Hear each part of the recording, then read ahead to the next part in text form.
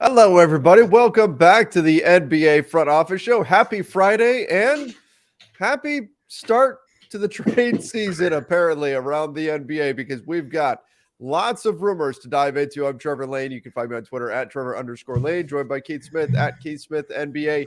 Keith, is this just the NBA worried about the amount of attention the World Cup is going to draw? So they're saying, oh, yeah, let's throw a few trade rumors out here into the market to make sure everybody pays attention to hoops. I don't know that that's driving it, but I'm sure they're not upset about it. They love to stay in the news cycle. So yeah, definitely a couple of these are like playing the hits, right? It's like, oh well, it must be that time of year that the couple of these guys are in trade rumors, and but it's trade season's just about here. It's to be clear, teams can make a lot of trades right now, but guys who signed over the summer, most of them not eligible to be traded until December 15th. So we're almost there. So we're starting to get a lot of the rumors starting to bubble. Well, let's start with the guy that is just perpetually in trade talks.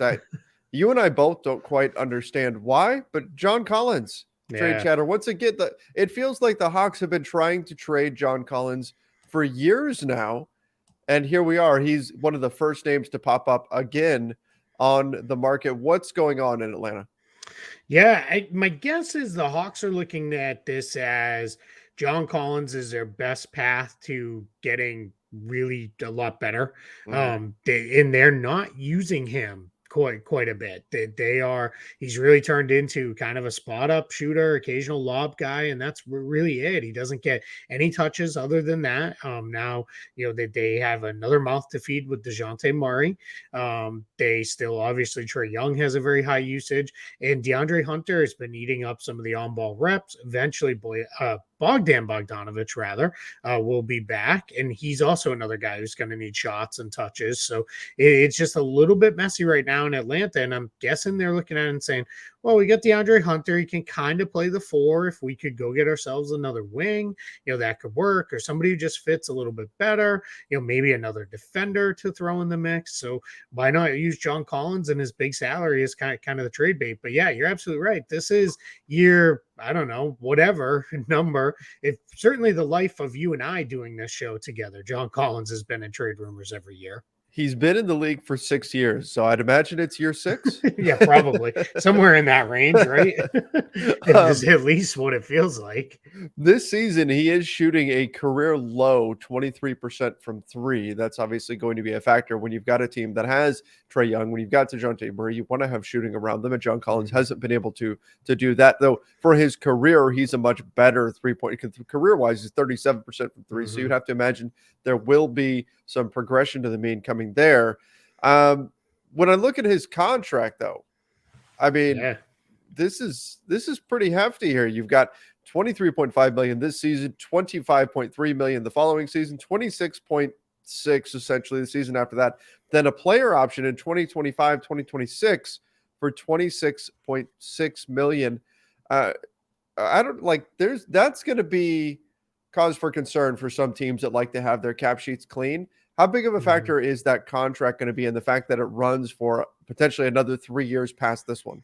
Yeah, tricky, right? You need to believe in John Collins as being a core piece if you're gonna, extend a trade offer that brings in that kind of money on your books. Now, he just turned 25 right before the start of this season, so should be fine throughout the life of this contract. You mentioned the shooting being down. I think the shooting is down some because he's just in no rhythm, right? He just doesn't see consistent shots and touches. So it's hard to find that shooting rhythm for him. But I think overall with that contract, if you're going to make that kind of trade, teams are going to have to say, all right, yeah, he can be a big part of what we're doing. We're going to lock him in as our starting four, and we're going to move forward with that. And I think that's fine. I have no issue with that. I like John Collins. He's one of the better rebounders in the game. I think there's a lot more scoring potential there than what some other teams do. But if you're basically saying, hey, we're going to trade for him, yeah, you got to believe he can be probably your number 3, on that kind of money. Even with the cap going up, that's still, a good chunk of change. And that's why, presumably, from the reporting from Shams Charania of The Athletic, the Suns are very, very weird sentence was the Suns like John Collins, but they don't like his contract, so it's not clear if they'll do something. So that's like, Yeah. well, you can't like a player and not want to like you can't have interest in the player, but not have interest because of his contract. This is you can't rework contracts. That's not how this works. In the NBA. Well, the Suns though are a somewhat unique situation where they're going to be sold at some point. Sure. And so there's questions about whether or not whoever becomes the owner of the team will want that kind of long-term salary. When Yeah, it's just like whenever, you get a new manager or whatever at your job, first thing they do is they go and they start changing a bunch of stuff, think of Chris Traeger giving Ron Swanson the circular desk. They That's a concern for a new owner coming in that, oh my gosh, I've got this big long-term contract that I can't really do anything with. And I'm kind of stuck with the status quo. People want to come in and make changes and put their own touches on things. So the Sun situation can be a drawback too, in terms of taking on that contract. Doesn't mean they don't like John Collins, but they just don't know if they're capable of taking on a long-term deal like that. Yeah, I've always thought that feels like an excuse to me is what is so we all keep continually making the Bob Iger joke with the Suns.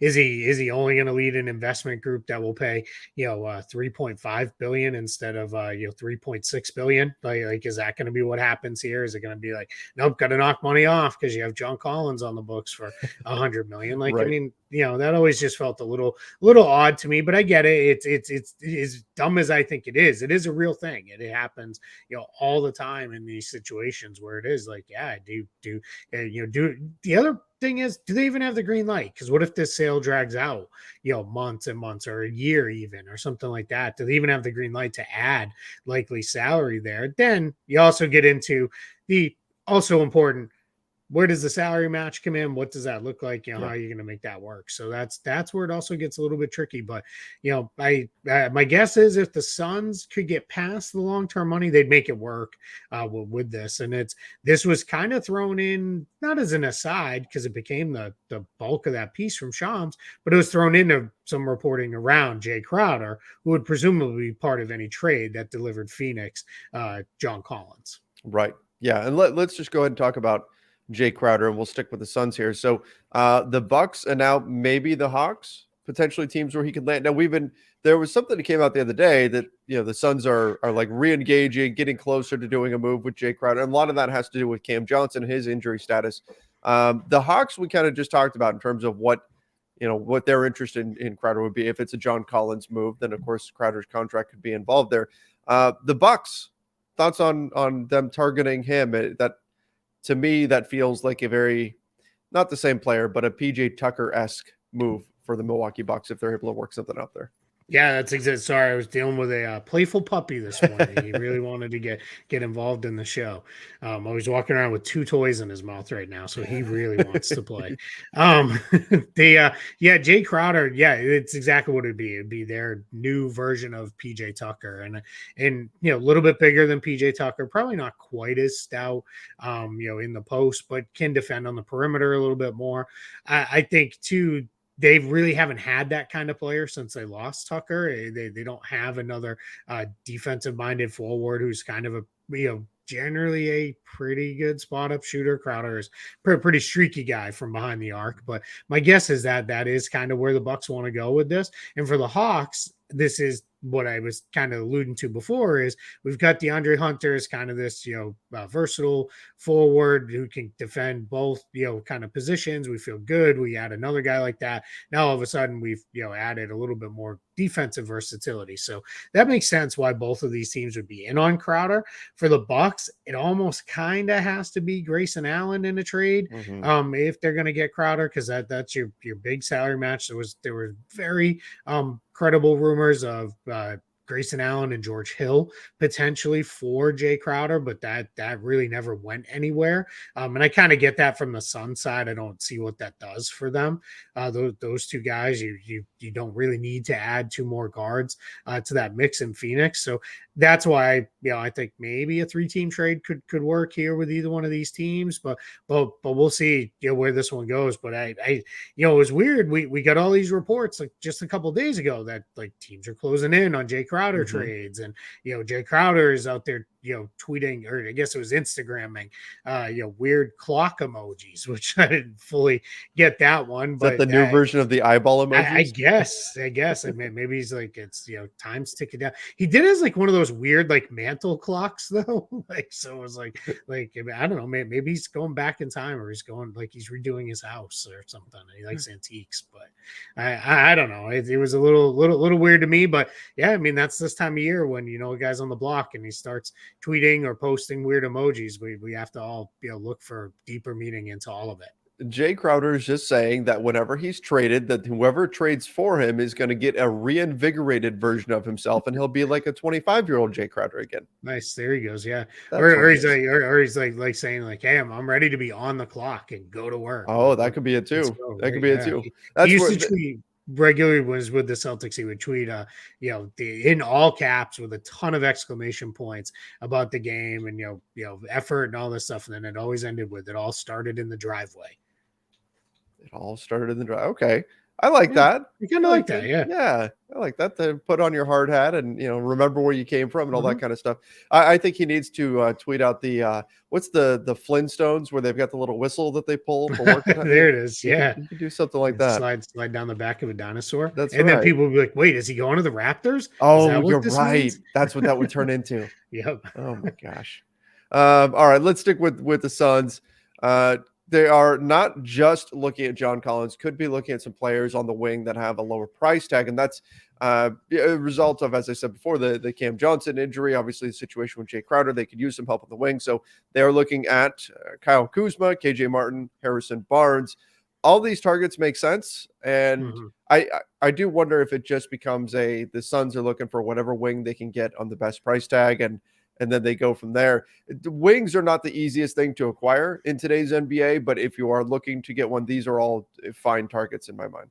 Yeah, especially bigger wings like Yeah, these guys are, where these guys are true 3-4s, and that's what they really need. Because right now, since Cam Johnson went down, they've been running with Torrey Craig, and Craig's really more of a 2 than he is a 3.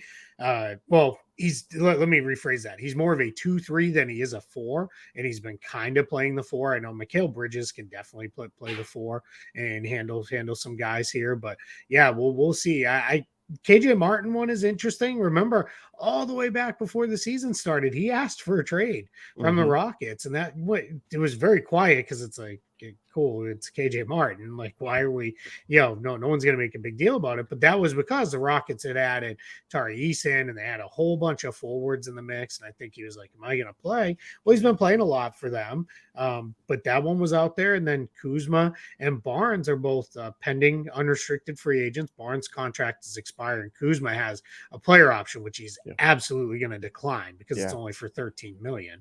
So that gets a little tricky. Those ones are Kuzma would become weird for me for the Suns if you went for him over Collins because you didn't want Collins' contract when you're probably going to have to turn around and hand Kuzma a Correct. contract that looks a lot like Collins does. But just strictly basketball wise, yeah, all three of these guys would make sense for Phoenix. I think all three of them would be really good fits for the Suns, both for this season and long term. And I wonder if Phoenix is maybe looking at the rest of the West and saying, hey, you know what? Our window maybe isn't quite as closing as people thought. Let's make sure we push in and go. And they've got a couple contracts with Crowder, Dario Saric. That's about 20 million in expiring salary that you could move if you're Phoenix relatively easily. Agreed. With the reigning champs, the Golden State Warriors sitting at 6-9 right now, Mm-hmm. which is not nice, and having their issues, the West looks more wide open than we were projecting coming into the season. And here's the Suns sitting in second place right now, Mm-hmm. half a game behind the shocking Portland Trailblazers, who are sitting in the 1 seed. But Phoenix once again has the best point differential in the Western Conference. Mm-hmm. And look, they had the best record in the NBA last season. Yep. They flamed out come playoff time. They that terrible Game 7 and. They slinked away, but you can make an argument, a very strong argument, that this is the best team in the West still. And so, yeah, they have every incentive to go out there, make a move, figure out a way to make themselves better, and give themselves another shot come playoff time to be the team that comes out of the West here. Yeah, absolutely. They've been doing all this without Chris Paul Hmm. over the last week plus too. So that's also I think encouraging for them. Obviously without Cam Johnson, so they're just kind of doing what they do. And yeah, to your point, people are definitely going to say, I don't know, can we trust them after last year's playoff mess? And Which is clearly, fair. whatever happened in that game 7 to Dallas was a disaster performance by them, but. I'm not going to write them off because they had one, super messy game. Now, if they had come out this year, they were kind of uneven and didn't look very good, then you start to look and say, all right, how much longer are we going to drag Chris Paul out here? What are we going to Sure. do? But they've kind of come right back out and gone right back into it. And yeah, in the West, you look at it and it's like, all right, well, who are the real challengers if you start looking at the different teams? Denver, certainly, I would say. Probably Memphis. I think Memphis, assuming they eventually do get healthy, has a chance to be really good. We'll see if Dallas, I mean, they got to find a way to get some help for Luka, just Yeah. otherwise he's going to be exhausted by the time they hit the playoffs. And then I don't want to write out Golden State. Right No. off Golden State just yet. I think the Clippers. Let's see. Let's see if Kawhi can make it a handful of games here without having to miss another month of action. But it's definitely right there for Phoenix. I would put them, if not at the top of that group, firmly in that mix with 3 or 4 of those teams. Yeah, I mean, you look at the West, and you've got the 6th seed is 1 game back of the Mm-hmm. number 1 seed. Like Yep, it's going to super be a tight. very tight race throughout the West this season, which maybe gives the Suns even more incentive to go out there and try to get something done. When I look at Phoenix too, not to stay on them for too long here, but when I look at Phoenix, I go back to the conversation you and I had after opening night for the Suns when they had their comeback win against the Mavs, when it looked like the Mavs were in cruise control and everybody went, "Oh my gosh, here we go again." They Mm-hmm. got blown out by the Mavs in game 7, and now they're starting off this season with a blowout loss, and they kind of gritted their teeth and fought back and got the win. And we talked about how much that was going to matter just in terms of mentally overcoming that hurdle this season. And I do think that momentum is now carrying them, and now they've got their confidence back after what Mm-hmm. happened last season. Yeah, I completely agree. I think they're just as locked in as they have been the last couple of years, Mhm. and would not surprise me at all if Phoenix was back in the finals again, especially if they are able to make a move to shore up the 4 position, and if they can make that move and keep Cam Johnson because presumably he'll eventually be back. Now all of a sudden you've added some depth they didn't expect to have, and when you're sitting again on Crowder and Sarge, and you could throw Landry Shamet in there, that gets you to almost 30 million in matching salary in a trade, which that basically is we can do anything we need to matching salary wise. They'd have to plus it up with picks probably to get a Mm. really good player, but we can do what we need to do without getting rid of a current rotation player. And that's always, huge for a team to be able to pull off. All right, let's jump over to the New York Knicks, currently sitting in the 8th seed in the Eastern Conference. Again, most of the stuff we're talking about today, trade wise, is coming from the piece by Shams Charania. Mm-hmm. Shams saying that the Knicks are willing to deal Derrick Rose and Emmanuel quickly, both reserve guards for the Knicks currently. The Knicks just picked up a win over the Denver Nuggets the other night, although that was a Jokic less Nuggets squad that night. What are your thoughts on the Knicks? What are they trying to do here by moving one or potentially both of their backup guards? Yeah, my guess is this is just about, hey, if we can rebalance our roster a little bit, maybe get something else in there, a wing with a little bit more size in exchange for these guys, and clear up the logjam in our backcourt. We talked about it. I think it was in our last show about how they've dropped Evan Fournier and Quentin Grimes from the rotation. Mhm. Those 2 guys aren't playing right now. And Tom Thibodeau basically said, yeah, I had to cut the rotation down, and we kind of laughed because Grimes was a holdup right in the Mitchell trade. Reportedly, they didn't want to trade him, and we've heard at various times they didn't really want to move Emmanuel quickly. But now here we are of, hey, maybe we'll trade Emmanuel quickly. Derrick Rose, that a little surprising because he's played fairly well for them Mhm. over the last couple of years. But my guess is they're looking at it and saying, hey, that's our again, our best piece. Maybe you put him and Fournier together, and now here we are, where we're at about 30 million in matching salary to go get whatever it is we may need to get that we feel like can flesh out our roster a little bit better. So I think the Knicks are pretty prime for a trade. I'd be very surprised if we don't see something get done between now and the trade deadline with them, just with the players, with that glut in the backcourt. But I would not trade Emmanuel quickly. I think Emmanuel quickly is a pretty good player. And I actually really like him there, but I kind of get it. I mean, they're sitting on a team right now that plays 3 small guards, all, quite a bit of minutes in Brunson, Rose, and Quickly, and they all struggle to play together just because you're giving up a ton of size in the backcourt if you do that, if you play those 3 together. So then what does this suggest about the Knicks' decision-making over the summer? If you've got players that they were reluctant to put into a Donovan Mitchell trade, who now, a couple months later, they are suddenly willing to trade, is that just a lack of conviction? Is this the appropriate time to pivot and have this kind of analysis of your roster? What do we take from that?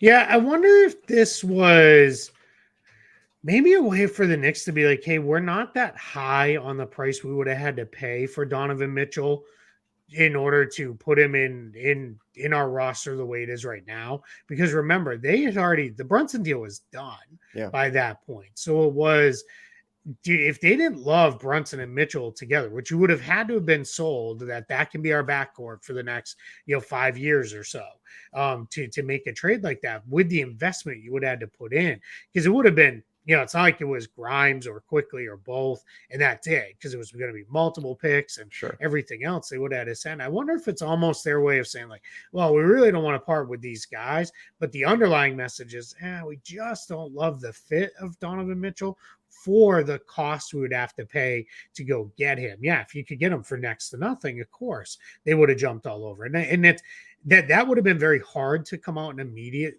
say very directly, because Knicks fans wanted Donovan Mitchell so badly. This is a way, hey, we're going to pump up, our own guys a little bit, show our commitment to these guys, get people really thinking like, hey, these guys are special. We think they can be something. And the side bonus is we pump up their own trade value a little bit too, because it's, hey, we wouldn't put them in a Mitchell trade. So if you want them now, if you turn around and trade Emmanuel quickly for like 2 second-round picks or something, then you deserve every bit of criticism you get coming your way. But I think they're just looking at the roster right now and saying, yeah, we need to balance this thing out. We need a little bit more size on the in the backcourt, on the wing, just to get to where we want to be. All right. We started the show with a name that is, well, perpetually on the trade market in John Collins. Let's finish with another one, Tobias Harris. The 76ers once again discussing Tobias Harris deals. I don't recall who this was who put it out there on Twitter, which is, by the way, still standing at the moment.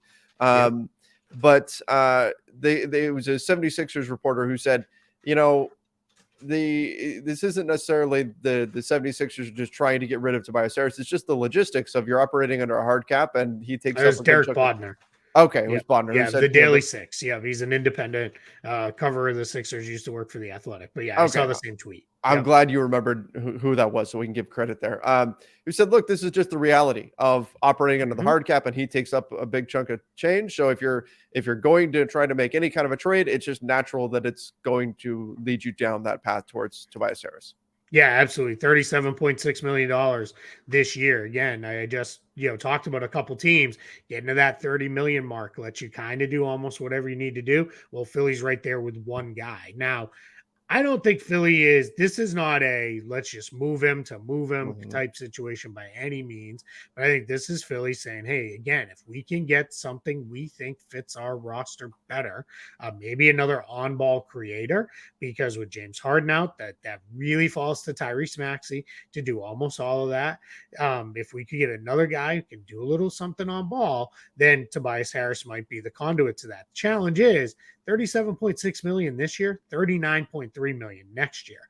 That's a big number. The team acquiring him, either Philly's going to have to eat some money coming back their way, or the team's going to have to really believe, like, all right, Tobias Harris is there. Because remember, Philly can't just start throwing in a bunch of picks into a trade that gets them something either, because they don't really have those picks to do that with anymore. So this is a little bit more difficult than it looks. But, I think Derek Bodner said you agreement with it. I'll chime in and third it is this is what you do. This is, he's the fourth option on that team and he makes a ton of money. He's your best path forward if you're going to do something really impactful trade wise.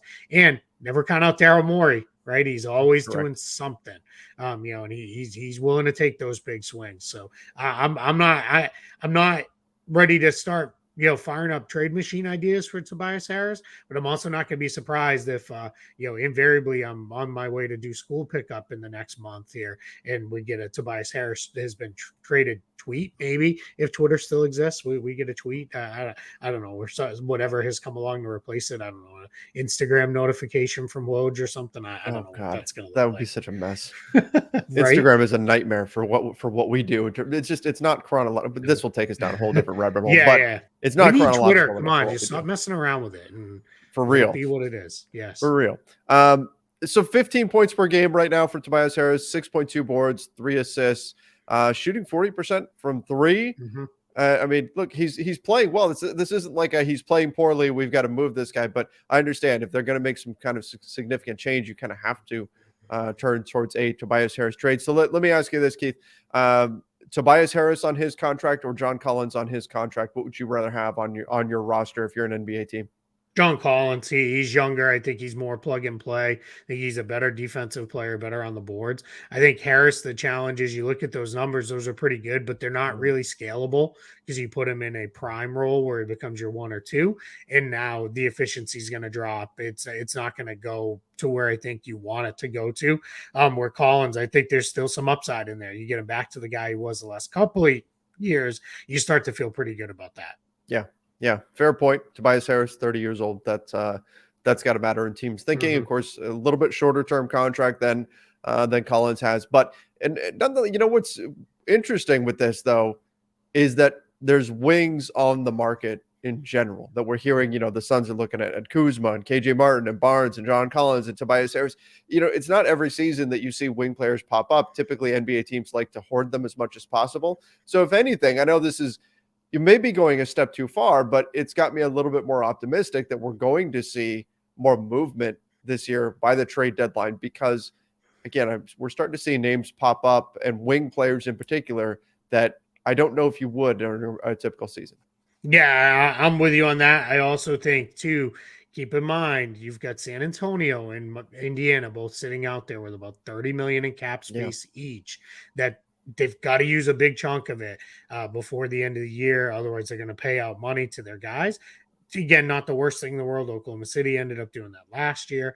We've seen a couple teams do that in the past, but I think we're in a spot where they're going to get involved in some of this stuff, whether it's just as we're the third team in to help grease the wheels here a little bit, but we're going to get movement. I don't think this is going to be one of those necessarily massive blockbuster off seasons. Yeah, but I do think what also helps, just the last reason why I think we'll get some movement. It's pretty wide open right now. The league there's a lot of teams I think that think they can win. Yeah, Boston and Milwaukee have raced off to pretty good starts, but they're not like so far ahead of everybody else that it's like, well, cancel the rest of the year by any means. They're both leading the pack right now, but there's a lot of teams that they still believe, hey, let's do the right move here and we can win. So we're gonna get movement for sure.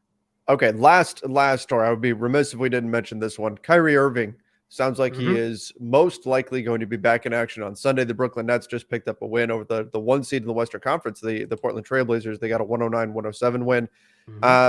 So Kyrie Irving potentially back in action.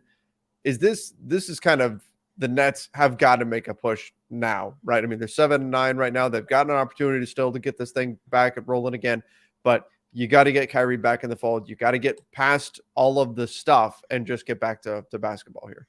Yeah, I've got Ben Simmons coming off his best game of the year by far. He looked pretty good. So yeah, get Kyrie back, start really making your push into being a playoff team. And then you start to figure out, all right, what do we need to do roster wise for ourselves the rest of the year? Or you get Kyrie back and Simmons doesn't end up good and something else happens. And then you can make another decision roster wise of, all right, we're going to move in a completely different direction. But we're right on that tipping point for the Nets. It's either going to start to go really well by all accounts, we can only trust what the Nets are telling us is that Kyrie's been doing what they asked him to do. I would love to see some like, well, what does that mean? Show us that. But hey, if they're good with it, then they're good with it. That's not for the rest of us, I guess, to really worry about too much. I mean, but I tend to think if you were public in your misdeed, let's be public in what you did to make up for that too, just so we can see it. But if everybody is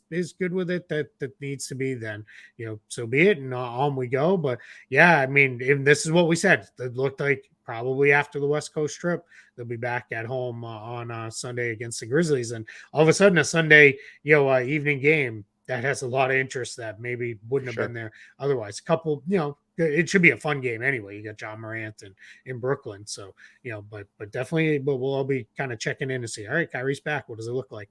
Could you imagine? I mean, we just the other day dusted off the Kevin cannon. If we have to start bringing out the Simmons siren again, right? Yeah, man. We're talking about playing the hits, right? We said we're playing the hits with some trade rumors. We'll go we'll go back to the gags. We love them. That's right. Absolutely. Absolutely. All right, everybody. That's it for today. Thank you all for joining us. Make sure you do subscribe to the NBA Front Office YouTube channel. Don't forget to check us out over on Apple Podcasts, Spotify, wherever it is that you listen to podcasts as well. Have a fantastic weekend. When we're back, the World Cup will have started. Let's go. See ya and stay safe.